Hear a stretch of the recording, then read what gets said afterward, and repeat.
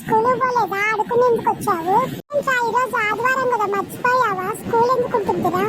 అయ్యో మర్చిపోయాను రా, ఆదివారం ట్యూషన్ ఉండదా రా? ఆదివారం లేదురా, ఆదివారం పూట ట్యూషన్ ఉండదురా. నేనా బీచ్ కి వచ్చావు ఆడుకునేందుకు? అవునరా, అందుకే ఆడుకునేందుకు బీచ్ కి వచ్చాను. నిన్న మేము మా ఇంటి ముందు ఆడుకుంటుంటే ఒక విషయం జరిగిందిరా. ఏం జరిగిందిరా? అది చూసి చాలా నవ్వొచ్చిందిరా నాకు. ఏం జరిగిందిరా మీ ఇంటి ముందు అంత నవ్వొచ్చేదట్లు?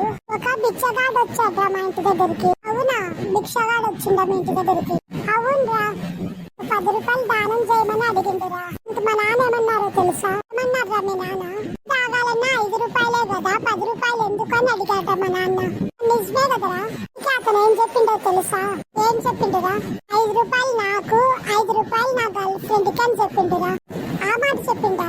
అవునరా, అదే చెప్పిండు. ఇంక మా నాన్న నీకు గర్ల్ ఫ్రెండ్ కూడా ఉందా అని అడిగిండురా. ఇంక భిక్షగాడు ఏమన్నాడో తెలుసా? ఏమన్నాడురా?